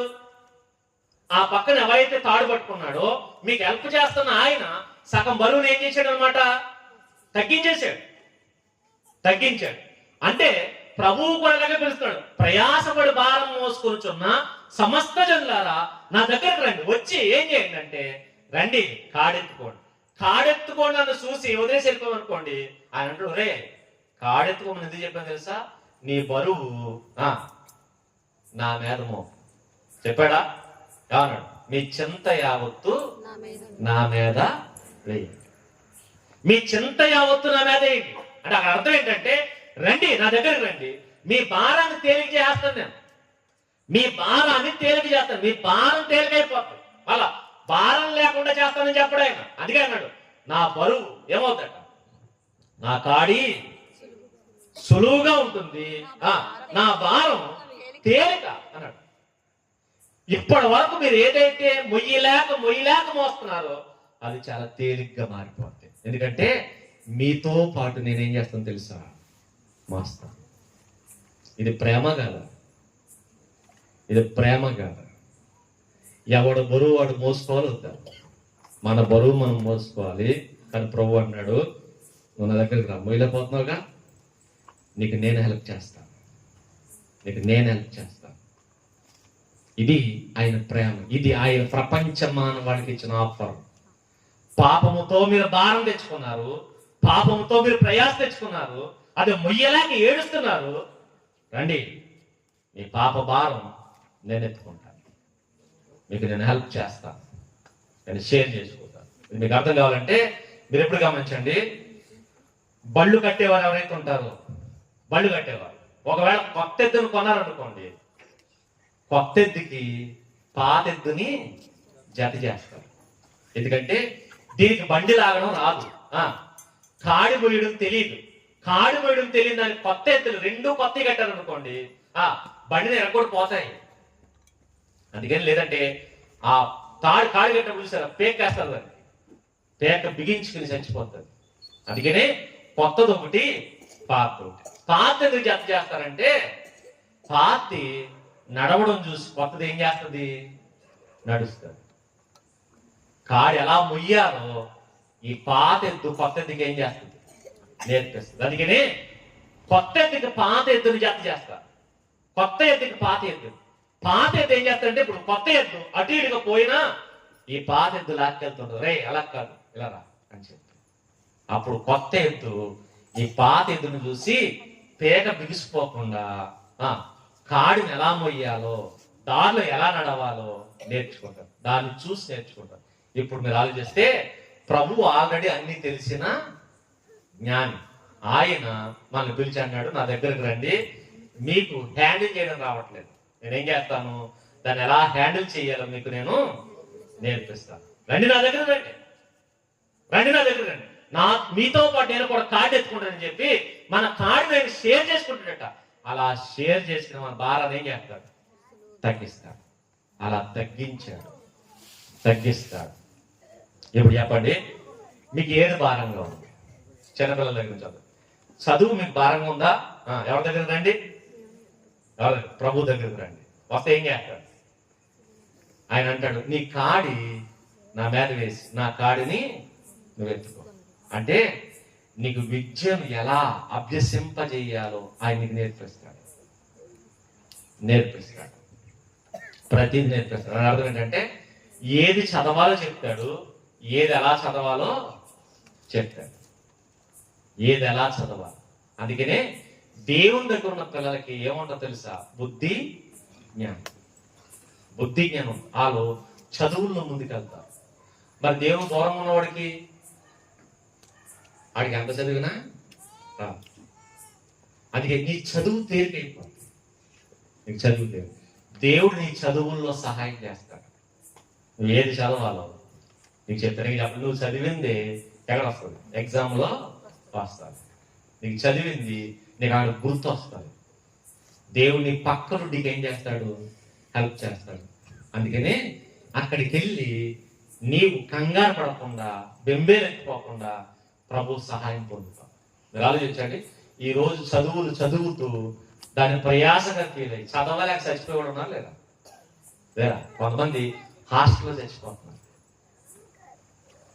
వాళ్ళ అమ్మకి వాళ్ళ నాన్నకి ఉత్తరాలు రాసి చచ్చిపోతున్నారు. ఇదిగో ఈ ఒత్తిడి మేము తట్టుకోలేకపోతున్నాం. నాకు అర్థం కావట్లేదు, ఈ సబ్జెక్ట్ నాకు అర్థం కావట్లేదు, ఇదేంటో నాకు అర్థం తెలియట్లేదు. ఇదిగో నాన్న, నువ్వెన్నో కళ్ళ పెట్టుకున్నా మీద, నీ కళ్ళలు నేను నెరవేర్చలేకపోతున్నాను, నేను మొయ్యలేకపోతున్నానని ఉత్తరాలు రాసి చచ్చిపోయే పిల్లలు ఉన్నారు. ఎందుకు అలా ఫీల్ అవుతున్నాను? ఒకవేళ నీకు భారం అనిపిస్తుందా? భారం అనిపిస్తే ఎక్కడికి రా? ప్రభు దగ్గరికి రా. ప్రయాసపడి భారం మోసుకొనుచున్న సమస్త జనులారా నా యొద్దకు రండి. చదువు నీకు భారం అనిపిస్తే ప్రభు అంటాడు, నా దగ్గరకు రా, ఎలా చదవాలి నేర్పిస్తాం. మళ్ళా ఆయన దగ్గర నేర్పిస్తాడు. అంతేగాని నువ్వు గాడిలాగా మంచం ఎక్కి కొడుకుని ఎగ్జామ్ రోజున ప్రార్థన చేసి వెళ్ళిపోదాం అనుకున్నావు. ప్రార్థన చేస్తే పనిలో ఆయన అంటాడు, వచ్చిన కాడి ఎత్తుకో. నేను నీకు ఎలా చదవాలి నేర్పిస్తాను, ఏది చదవాలి నేర్పిస్తాను, నీకు జ్ఞానం ఇస్తాను, వివేకం ఇస్తాను. అప్పుడు నీకు అర్థం అవుతుంది. చదువు నీకు తేలికైపోద్ది, పని నీకు తేలికైపోద్ది, ప్రతిదీ నీకు తేలికైపోద్ది. ఎందుకంటే నీకు నేను హెల్ప్ చేస్తాను, పక్కనే ఉండి నేను నీకు హెల్ప్ చేస్తాను. ఇది వాళ్ళకి. ఇక మనకి పని నీకు కష్టమైపోతుందా? ఆయన అంటాడు, రా నా దగ్గర రా, నేను నీకేం చేస్తాను. పొద్దున్నీ సాయంత్రం వరకు నా పనిలో నలిగిపోతానంటే ఆయన అంటాడు, ఏం కంగారు పడకు, నీకు విశ్రాంతి నేను ఇస్తాను. ఇప్పుడు చెప్పండి, పొద్దున్నీ సాయంత్రం దాకా కష్టపడి నలిగిపోతే మనం పనిచేసి నలిగిపోయిన వాడికి ఎవరు విశ్రాంతిని ఇస్తారు? ఎవరు?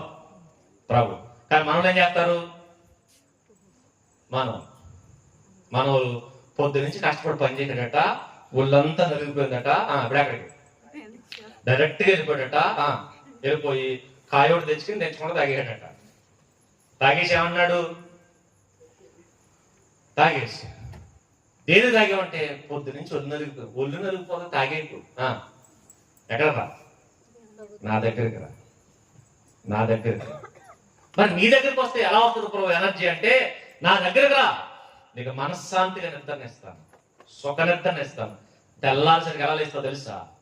ఎనర్జీగా లెగిస్తాం. మరలా చెంగిన ఎక్కడికి వెళ్తాం? పనికి వెళ్తాం. ఆరోగ్యం ఇస్తాను, ఆయుష్యం ఇస్తాను, నా దగ్గరకు రా. నీ ఒళ్ళు నొప్పులన్నీ పోతాయి. 40 సంవత్సరాలు అరణ్యంలో నడిస్తే ఒక్కడి కాలు వాయలేదు, చెప్పులు తెగిపోలేదు, బట్టలు మాసిపోలేదు, ఒంటికి చెమట పట్టకుండా ఎక్కడ నడిపించాడు? అరణ్యంలో. దేవుడు తోడుగా ఉంటే పని కష్టం అనిపించదు, పని శ్రమ అనిపించదు. ఎందుకంటే నీ శ్రమను ఎవరు మోస్తారు? దేవుడు మోస్తాడు. నువ్వు సినిమా పాటలు ఎట్టుకుని పని చేస్తే రాదు. నువ్వు ప్రభు పాటలు ఎట్టుకుని పని చేయి, అలుపు సలుపు లేకుండా ఏమైపోతుంది? సాయంత్రానికి పని అయిపోతుంది. మనం ఏం చేస్తామంటే ఎనర్జీ కోసం ఏంటి? ఒకటి తాగేసి ఒకటి లోపల నోట్లేసి తెగడవలేస్తూ ఉంటారు. ఎందుకు? ఒక ఆయన అన్నాడు, నవ్వులుతేనట ఆలోచన వస్తాడు, పని అలా చేయాలి. రావు, ఉన్న మైండ్ పోద్ది, పని మెలడిపోద్ది. చూసుకో, పని చేయదు. నీ పని తేలిగ్గా మారిపోవాలంటే ఆయన దగ్గరికి రా. ఆయన దగ్గరికి రా. నీ పని సులువైపోతుంది. సాయంత్రం వరకు చేయాల్సిన పని మధ్యాహ్నానికి అయిపోతుంది, నీకే తెలియకుండా మధ్యాహ్నానికి అయిపోతుంది. ఎంత సులువుగా ఎలా అయిపోయింది, ఎంత సులువుగా. నువ్వే ఆశ్చర్యపోతావు, నువ్వే షాక్ అయిపోతావు. నీ ప్రయాసం తగ్గిస్తాడు, నీ పనిని తగ్గిస్తాడు, నీ కష్టాన్ని తగ్గిస్తాడు, నీ పని భారం అయితే. ఇంకా నీ కుటుంబం భారం అయిపోయిందా? ఆయన అంటాడు, నా భార్య నా మాట వింటలేదంటే నా దగ్గరికి రా, నా దగ్గరికి రా. నా భర్త నా మాట వింటలేదంటే ఆయన అంటాడు, నా దగ్గరికి రా. నీకు ఏది భారం? నీ భర్త నీకు భారంగా ఉన్నాడా? నీ భార్య నీకు భారంగా ఉందా? నీ పిల్లలు నీకు భారంగా ఉన్నారు? ఆయన అన్నాడు, నా దగ్గరకు రా. నువ్వు ఏది భారంగా ఫీల్ అవుతున్నావో దాన్ని నేనేం చేస్తాను? ఆ ప్రయాసను తొలగించి నీకు విశ్రాంతిని కలగజేస్తాను. నీకు విశ్రాంతిని ఇస్తాను, నీకు విశ్రాంతిని ఇస్తాను. ఇప్పుడు చెప్పండి, అప్పటి వరకు మొండి బ్యాచ్ అంత దేవుని దగ్గరకు వచ్చి మారిన వాళ్ళు ఉన్నా లేదా? మారిన వాళ్ళు ప్రభు దగ్గరికి వచ్చిన తర్వాత అప్పటి వరకు కూడా సైకోను కూడా మార్చేసిన దేవుడు ఉన్నాడు, నీకు తోడుగా ఉన్నాడు. సైకోను సైతం రాజండి, ఎవరినైనా సరే మార్చి నీకు అప్పగించగలడు, మార్చి నీకు అప్పగించగలడు. ఆయన అంటాడు, నా దగ్గరికి రా. మీరు ఆలోచించండి, అహష్వారోసు రాజు అన్నాడు, తెలుసు కదా మనం ఎస్తేరమ్మ. అహష్వారోసు రాజు వాడు మామూలుడు కాదు, వాడు బ్యాచ్ సైకో బ్యాచ్. అలాంటి రాజును మార్చడానికి ఎస్తేరమ్మ చేసిన పని ఏంటి? డైరెక్ట్గా రాజు దగ్గరికి వెళ్ళాలి. మరి ఎక్కడికి వచ్చింది? ఉపవాసం ఉందట, ప్రార్థన చేసిందట, అప్పుడు ఎక్కడికి వెళ్ళింది? రాజు దగ్గరికి వెళ్ళింది. రాజు దగ్గరికి వెళ్తే ఏమన్నాడు? ఎస్తేరమ్మ భయపడుతూ వెళ్ళింది, కానీ ఎస్తేరమ్మతో దేవుడు ఉన్నాడు. ఎస్తేరమ్మను చూడగానే రాజు మనసులో దయ పుట్టిందట. రాజదండం ఆవిడ వైపు చూపించి రమ్మని పిలిచాడు. రమ్మని పిలిచి అన్నాడు, నీకేం కావాలి చెప్పండి, ఏం కావాలి? అర్ధరాజ్యం ఇచ్చేయమంటావా అని అడిగాడు. ఎంత? అర్ధరాజ్యం. మీరు చెప్పండి, మీ ఆయన ఎప్పుడన్నా అర్ధరాజ్యం పక్కన ₹10 తనన్నాడా? అన్ను. ఎందుకు? నువ్వు దేవుని దగ్గర రావు, మరి ఎక్కడికి? అమ్మే అని ఫోన్ చేత అవదు పని, అక్కే అని ఫోన్ చేత అవదు, చుట్టుపక్కల దగ్గరికి వెళ్తే అవదు పని, మరి ఎక్కడికి? దేవుని దగ్గర రా.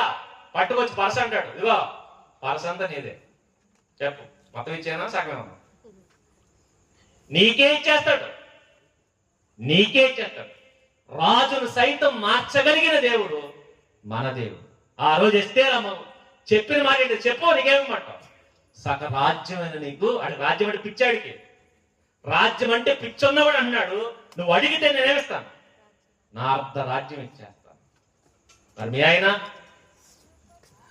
ఏమంటే తింటూ ఉంటుంది, నీ బతి పెట్టి ఎప్పుడన్నా చీర మొక్క కొన్నావరా? కొంటాడు. ఎందుకు? నీకు తోడు ఎవరు లేరు, నీకు దేవుడు లేడు కాబట్టి చీర మొక్క కాదు కదా, కచ్చి మొక్క కూడా అంటాడు. నీ బతుకంతా అంతే. మరి పైగా నిన్నే నవ్వులేస్తాడు, నీ కష్టాన్ని మింగేస్తాడు. ఇలా ఉండకూడదంటే ఆయన అన్నాడు, నీ కష్టం నీ భర్త అయితే నా దగ్గరికి రా, నీ ప్రయాసాన్ని నేను చేస్తాను, నేను తగ్గించి నీకు విశ్రాంతిని కలగజేస్తాను, నేను తగ్గిస్తాను. నీ భార్య నీకు ప్రాబ్లం అయితే నా దగ్గరికి రా, నేను మార్చి నీకు అప్పగిస్తాను. నీ ప్రయాసాలన్నిట్లో నేను నీకు విశ్రాంతిని కలగజేస్తాను, ఎందుకంటే నీతో పాటు నేను దాన్ని మోస్తాను. అందుకనే మన భారం మన ప్రభువు మోస్తాడు. ఇప్పుడు గమనించండి, చెరసాల్లోకి యేసేపుకి అది వెళ్ళింది. ఎవరు వెళ్ళారు? ప్రభువు కూడా వెళ్ళాడు. యేసేపుకు తోడుగా ఉన్న దేవుడు, యాకోబుకు తోడుగా ఉన్న దేవుడు. యాకోబే కాదు, లాబాను గొర్రెల మందను కాసేటప్పుడు కూడా ఉన్నది ఎవరు? యాకోబుతో పాటు. యాకోబుకి జీతం సెట్ చేసింది లాబాన్ అయితే, ఆ చెప్పిన జీతం చెప్పినట్టు వచ్చేటట్టు చేసింది ఎవరు? దేవుడు. ఇప్పుడు చెప్పండి, యాకోబు చేతి పని ఏం చేశాడు? ఆశీర్వదించాడు. మచ్చలు కలిగిన నీవే అన్నప్పుడు నీ పుట్టించాడట. యాకోబు కాసేస్తే పుట్టలేదు, వాటిని పుట్టించింది దేవుడు. దేవుడు. అందుకనే మన జీతాలు బాగా రావాలన్నా, మన కుటుంబాలు బాగా ఉండాలన్నా, మనకు ఆయుష్ సరిగా ఉండాలన్నా, మన స్థితిగతులు బాగుండాలన్నా చెప్పండి దేవుడు మనతో ఉండాలి. ఇలాంటి ప్రయాసపడి నలిగిపోతున్న వారందరినీ పిలిచి అంటున్నాడు, ప్రయాసపడి భారం మోసుకొనుచున్న సమస్త జనుల నా యొద్దకు రండి, మీ మీద నా కాడి ఎత్తుకోండి అన్నాడు. ఎత్తుకోండి ఏమైపోద్ది? అన్ని భారాలు తేలికైపోతాయి. సరే, ఇందుకు ఏంటి ఆయన కాడి అంటే, ఆ కాడి ఏంటో చూపించి ముగిస్తాను. యోహాను గారు రాసిన పత్రిక 5వ అధ్యాయం, యోహాను గారు రాసిన మొదటి పత్రిక 5వ అధ్యాయం 3వ వచనం. యోహాను గారు రాసిన మొదటి పత్రిక 5వ అధ్యాయం 3వ వచనం. మనం ఆయన ఆజ్ఞను గైకొనుటే దేవుని ప్రేమించుట, ఆయన ఆజ్ఞలు భారమైనవి కావు అన్నట్టు. ఏంటవి? ఆయన ఆజ్ఞలు పాటిస్తే అన్ని లైన్ అయిపోతాయి. ఈ ఒక్కడి చేస్తే చాలట, ఆ ఒక్కడి చేస్తే అన్ని లైన్ అయిపోతాయి. అన్ని లైన్ అవ్వాలంటే ఈ ఒక్కడి చేయి. అదే ఆయన కాడి. అది కట్టాడు, నా కాడి భారమైనది కాదు, నా కాడి తేలికైనది, నా భారం సులువైనది. నా కాడి చాలా సులువుగా ఉంటుంది, నా భారం ఎత్తుకున్నట్టే ఉంటుంది. ఇప్పుడు చెప్పండి, ఆజ్ఞలు సులువా కష్టమా? ఆజ్ఞలు పాటించడం కష్టమా సులువా? కష్టమండి, చాలా తేలిక. ఇంకా చెప్పాలంటే పెద్ద పెద్ద ఆజ్ఞలు చెప్పలేదు ఆయన. మరేం చెప్పాడు? చిన్న చిన్న ఆజ్ఞలు చెప్పాడు. చిన్న పెద్ద పెద్ద ఆజ్ఞలు ఏం చెప్పలేదు. ఏం చెప్పాడు? నా కోసం మీరు పలానా చోటకు రండి అన్నాడా? రండల్లా. మరి ఏమన్నాడు? ఇదిగో నేను ఎక్కడో కొండ మీద ఉంటాను, ఆ కొండ మీదకి రండల్లా. నేనే మీ ఊరు వస్తాను, మీ గ్రామం వస్తాను, మీ వీధిలో ఉంటానని చెప్పి ఇదిగో ఈ కురిచేడు గ్రామంలో చర్చ్ ఇక్కడికి వచ్చి అంటున్నాడు, నేనే మీ దగ్గరకు వచ్చాను. మళ్ళా ఎక్కడ 2-3 కూడి నా నామమందు ఉంటారో అక్కడ నేను ఉంటాను. నేనే వస్తాను మీ దగ్గర. మీరు నా దగ్గర రావక్కర్లా, మీరు పిలిస్తే నేనే వస్తాను. మరి ఏం చేయండి? నేను చెప్పినవి చేయండి. ఏం చేయాలి? ఆయన అంటాడు, నాకు వేలాది కొలది నదులంత విస్తార తైలం నాకు అక్కర్లా, వేల కొలది పొట్టేలు నాకు అక్కర్లా, మీ ఐశ్వర్యం వద్దు, మీ కానుకలు అర్పణలు కాదు నాకు కావాల్సింది. మరి ఏంటంటే ఆయన అంటాడు, నాకు కావలసిన న్యాయం. నువ్వు న్యాయంగా ఉండు, నువ్వు నీతిగా ఉండు, నువ్వు యథార్థంగా ఉండు, నువ్వు పవిత్రంగా ఉండు, నువ్వు పరిశుద్ధంగా ఉండు. ఇవి చేయి చాలు. ఇవి చేస్తే మిగిలినవన్నీ తేలిగ్గా నేను మార్చేస్తాను. నా ఆజ్ఞ నువ్వు పాటించు, మిగిలినవన్నీ నీ భారాలను తీసి పక్కన పడైపోతే అప్పుడు మీరు ఆలోచించండి. ఎస్తేరమ్మ భారం ఎందుకు తేలికైపోయింది తెలుసా? ఆవిడేం చేసింది? ఆజ్ఞలు పాటించింది. ఏంటి ఆజ్ఞలు? మీరు ఆలోచించండి. ఎస్తేరమ్మ అహష్వేరోషు రాజును పడగొట్టడానికి ప్రయత్నించలా. మరేం చేసింది? ఆవిడ తెలిసింది ఒకటే, ఏంటండి? ప్రార్థన. తను పవిత్రంగా బతికింది, ప్రార్థన చేసుకుంది.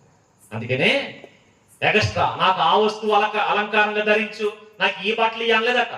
మరేంటి? ఎవరైతే అక్కడ ఉన్నాడో ఆయన ఇచ్చిన బట్టలే వేసుకుంది, ఆయన పెట్టిన నగలే ధరించుకుంది. నాకు ఇది కావాలని ఎప్పుడు అడగదు. మరి ఎవరిని అడిగిందంటే ఆవిడికి తెలిసింది ఒకటే, ప్రభువు ప్రార్థన చేయడం. ఆవిడకి పాపం చేయడం తెలియదు, నీతి తెలుసు, యథార్థత తెలుసు, పవిత్రత తెలుసు, పరిశుద్ధత తెలుసు. అలాంటి పవిత్రత పరిశుద్ధతను ఇష్టపడింది కనుక తీసుకెళ్ళి ఎక్కడ కూర్చోబెట్టాడు? సింహాసనం మీద కూర్చోబెట్టాడు. మన నీతిని పాటిస్తే చాలండి. ఏంటి నీతి అంటే? నువ్వు ఏ పనిలో ఉన్నావు ఆ పనిలో యథార్థంగా ఉండు, అబద్ధాలు ఆడకు, మోసాలు చేయకు, యథార్థంగా ఉండు, నీతిగా ఉండు. నీ మాటలు బాగుండాలి, నీ తీరు బాగుండాలి. ఇదే అని చెప్పేది. అంతేగాని దొంగలు పోయమని చెప్పలా, నా కోసం అవి తీసుకురండి ఇవి తీసుకురండి అని చెప్పలా. మరి ఏమంటాడంటే మీరు యథార్థంగా ఉండండి, పవిత్రంగా ఉండండి. నేను చెప్పింది మీరు చేయండి, మిగిలినవన్నీ ఎలా అయిపోతాయి? లైఫ్ పూల పార్కులా మారిపోతాయి. నీ కష్టాలు ఏమైపోతాయి తెలుసా? ఏమైపోతాయి? తేలికైపోతాయి. మళ్ళా పని లేకుండా చేయడం. ఆయన పని ఏం చేస్తాడు? తేలిగ్గా మార్చేస్తాడు. పనిని తేలిగ్గా మార్చేస్తాడు. మీ పని మీకు చేసినట్టే ఉండే చెప్పండి, పనిని ఎంజాయ్ చేస్తారు, మీరు కుటుంబాన్ని ఎంజాయ్ చేస్తారు. అందుకనే దేవుల్లో ఉన్నవాడికి ఫ్యామిలీ స్వర్గంలో ఉంటుంది. స్వర్గం. దేవుల్లో లేని వాడి కుటుంబం నరకం. ఆడింటి చూస్తే నాకు భయపడికి. 10 మంది గమనించండి, ఆడింటికి ఆడందరికీ భయపడికి గజగజ ఉనుకుతాడు. ఎందుకంటే ఎవరున్నారు లోపల అంటే ఎవరున్నారు? కట్టుకున్న పెళ్ళనే ఉంది. వీడి మాత్రం భార్యలా కనపడదు. ఎలా కనపడుతుంది? దెయ్యమే. అది మామూలు దెయ్యం కాదు బాబోయ్, శానా దెయ్యాలు, శానా పట్టిన దెయ్యం బాబోయ్ అంటాడు. ఎదిగలా అయిపోయింది, అయిపోద్ది అంతే. నీకు బతుకు నరకం అయిపోద్ది. కానీ నువ్వు దేవుని దగ్గరికి రా, నీ బ్రతుకు ఎంత తేలికైపోతుంది నీకు చూపిస్తాడు. నీ ప్రయాసాలు తేలికైపోతాయి, నీ భారాలు తేలికైపోతాయి, నీ శ్రమలు తేలికైపోతాయి, నీ ఇబ్బందులు తేలికైపోతాయి. ప్రతి దాన్ని సునాయాసంగా మార్చేయడానికి ప్రభువు దిగి వచ్చి చెప్పిన మాట ఏంటంటే, ప్రయాసపడి భారం మోసుకొనుచున్న సమస్త జనులారా నా దగ్గర. అక్కడెక్కడికి పోకండి, అక్కడెక్కడ నీ ప్రయాసం తగ్గించేది నేను, నా దగ్గర. అందుకే కుటుంబం బాగుండాలంటే, మీ బతుకులు బాగుండాలంటే ఎక్కడికో పోకండి. ఎక్కడికి మనం పోయింది పొద్దున్న ఎవడో టీవీలో చెప్పాడు ఏమని, మెడలో ఇది అండేసుకో ఏమైపోతుంది లైఫ్ బాగు అవ్వదు. ఆడు బతికే బాగు దండలు అమ్ముకున్నాడు. ఈ రాయేసుకో బాగుంటుంది, బాగోదు.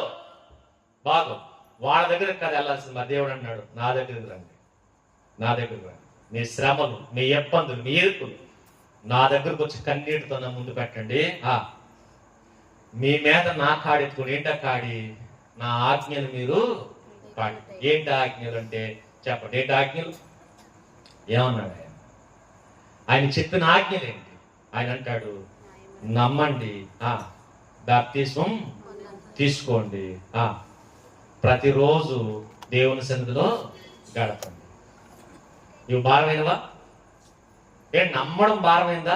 డబ్బులు ఏమైనా కట్టాలా? బాప్తిసం భారమైందా? తేలికైందా? బాప్తిసం డబ్బులు ఏమైనా కట్టాలా? కట్టక్కర్లా. ప్రార్థన రావడానికి ఏమైనా డబ్బులు కట్టాలా? కట్టక్కర్లా. ఇవన్నీ తేలికైనవి, ఇవన్నీ తేలికైనవి. రండి, వచ్చి నాతో కలిసి నా ఆజ్ఞలు పాటిస్తూ నడవండి. ఆయన అంటాడు, మీరు నా ఆజ్ఞలు పాటిస్తే మీ భారాలు నేను మోస్తాను. ఇంకా చెప్పాలంటే, నా భారం మీరు మోస్తే మీ భారం నేను మోస్తాను. ఇప్పుడు చెప్పండి, ఆయన ఆజ్ఞలు పాటించడం తేలిక, మన కష్టాలు మనం అనుభవించడం తేలిక? ఏది తేలిక? ఆయన ఆజ్ఞలు పాటించడం తేలిక. లేకపోతే మన కష్టాలు మన చుట్టేస్తాయి. గుర్తుపెట్టుకోండి. అందుకనే ఈ ప్రయాసతో భారం మోసుకుంటూ నలిగిపోతున్న పిల్లల్ని పిలిచి విశ్రాంతిని కలగజేయడానికి వచ్చాడు. ఎందుకు వచ్చాడు? ఈ ఆఫర్ ఇవ్వడానికి వచ్చాడు. ఏంటి ఆఫర్? ప్రయాసపడి భారం మోసుకొని సమస్త జనులారా నా యొద్దకు రండి. అంటే మనం అనుకున్నాం, ప్రభు పుట్టినందుకు 30% డిస్కౌంట్లు ఏమొచ్చినాయి? బట్టలు. ఆయన అంటాడు, రే బట్టలు తీసేసి మీరు పోగొట్టుకున్న మహిమను మరలా మీకు నేను తిరిగిస్తాను. నేను వచ్చింది 30% డిస్కౌంట్ ఇవ్వడానికి కాదు, పోగొట్టుకున్న మహిమను మరలా మీకు తిరిగి ఇవ్వడానికి. ఆ రోజు ఆదాము చేసిన తప్పుకి చర్మపు చొక్కా ఇవ్వడానికి పశువు బలైపోయింది, కానీ పోగొట్టుకున్న మహిమ ఇవ్వడానికి నేనే నీ కోసం బలైపోతున్నాను, బలిగా మారిపోతున్నానని భూమి మీదకి వచ్చాను. ఇంకా చెప్పాలంటే, ఆ రోజు ఆ పశువును దగ్గరుండి ఆదాము చేత చంపించాడు. తర్వాత ఆయనే మన చేతుల్లో చచ్చిపెట్టుకో, మీ మహిమ కోసం ఏం చేయండి? చంపండి. మీకు తెలుసా, మీరు పాపం చేసి పోగొట్టుకున్న మహిమ మరలా మీకు రావాలంటే మీకోసం నేను బలవాలి. మరలా మీ చేతులతో మీరేనా ఏం చేయాలి? బలిగా మార్చాలి. ఆ రోమ సైనికుల చేతులు బలైపోవడానికి భూమి మీదకి వచ్చాడు. అలా వచ్చి ఆ పశువుల తొట్లో మనకు కనపడుతున్నాడు. పసిబాలుడిగా. ఏంటంటే, ఎందుకు ఈ స్థితి వచ్చిందంటే, ఒక నోడు మహిమను పోగొట్టుకుని ఎక్కడ పోయా? చెట్టు దగ్గరికి పోయా. ఆ చెట్టు దగ్గర ఉన్న మనిషిని తన దగ్గరికి పిలిచి ఆ రోజు పశువుని చూపించాడు. ఈరోజు అన్నాడు, రండి మీ భారాలు తీసి నేను మీకు విశ్రాంతిని ఇస్తాను. ఆ విశ్రాంతిని ఇవ్వడానికి వచ్చిన ఆ మహనీయుడి యొక్క త్యాగాన్ని జ్ఞాపకం అందించుకోండి. ఈ 4 రోజులు ఆయన స్తుతిస్తున్నప్పుడు మీ ప్రయాసాలు ఏమున్నా, మీ భారాలు ఏమున్నా ఆయన ముందు పెట్టడానికి, అవి తగ్గించడానికి ఆయన దగ్గరకు వచ్చాడు. తగ్గించి ఉన్నతమైన మహిమలోకి మిమ్మల్ని నడిపించడానికి, తీసుకెళ్ళడానికి ఆయన దిగి వచ్చాడు. కాబట్టి ఆయన మనందరికి ఇచ్చిన రక్షణ. అందుకే చెప్పారన్నమాట, దావీదు పట్టణమందు నేడు రక్షకుడు నీ కొరకు. దేని నుంచి రక్షిస్తాడంటే మీ ప్రయాస నుంచి రక్షిస్తాడు, మీ భారం నుంచి రక్షిస్తాడు, మీ పాపం నుంచి రక్షిస్తాడు. సమస్త విధములైన కీడు నుంచి రక్షించడానికి ఆయన నీ కొరకు పుట్టి ఉన్నాడు. పుట్టిన దేవుణ్ణి జ్ఞాపకం చేసుకోండి. ఆయన చెప్పినట్టుగా ఆజ్ఞలు పాటించండి. ఆయన ఆజ్ఞలు భారమైనవి కావు, తేలికైనవి. అవి పాటించి దేవుని సందులో నిలకడగా ఉండండి. దేవుడు మమ్మల్ని దీవించును గాక. ఆమేన్. ప్రార్థన చేసుకోండి. దయగలిగిన దేవా, కృప కలిగిన మా కన్న తండ్రి, ఇచ్చిన మీ కృపకు వందనాలు దేవా. తండ్రి, మీరు పిలిచిన పిలుపు మేము మన ఎత్తినది తెచ్చుకున్న శాపాలు, ఆ శాపాల వల్ల మేము అనుభవిస్తున్న ప్రయాసం, ఆ ప్రయాసం తొలగించి మాకు మీరు అనుగ్రహిస్తానన్న ఉచితమైన కృప, ఈ కృపకు తండ్రి ఉన్న పాత్రలుగా ఉంచినందుకు వందనాలు. ఇంకా బలపరచండి, స్థిరపరచండి. మీ ఆదరణ ఆశీర్వాదాలు దయచి మీ తోడు చేత, మీ తోడ్పాటు చేత, మీ బలము చేత ఇతరులు అందరినీ కాచిపడండి. ఇప్పుడు వచ్చిన బిడ్డలందరినీ జ్ఞాపకం చేసి వారి ప్రయాసం ఏంటో, వారి శ్రమలేంటో, వారి ఇబ్బందులు ఏంటో మనకు తెలియదు. వారి ప్రయాసలను, వారి ఇబ్బందులను వారు మీరు ఆదరించండి. సమస్త భారాలు తొలగించదండి. మీ చదువు నిలబెట్టి వాడుకొని మనం కోరుకుంటాం. మీరు అనుగ్రహించే శాంతి ఎంత గొప్పదు, మీరు అనుగ్రహించే కృప ఎంత గొప్పదు, మీరు అనుగ్రహించిన నెమ్మది ఎంత గొప్పదు మీ పిల్లలకు చూపించి మీరే మహిమ పొందమని కోరుకుంటూ మీ చేతులు తన బిడ్డలను అప్పగించుకుంటూ మీ ప్రేమ చేత, మీ ఆదరణ చేత మీరు ప్రకటించమని కోరుకుంటూ మీ చేతులు తండ్రి మీ పిల్లలందరినీ సమర్పించుకుంటూ తను నడిపిస్తున్న నాయకులు, తనని సహకరిస్తున్న పెద్దలను ప్రతి ఒక్కరిని మీ చేతులకు అర్పిస్తూ మెండుగా దీవించి ఆదరించి ఆశీర్వదించండి. క్రీస్తునామములో ప్రార్థించి అడిగి వేడుకొంచున్నాం తండ్రి. ఆమేన్. ఆమేన్. ఆమేన్. అందరూ పొందాలండి.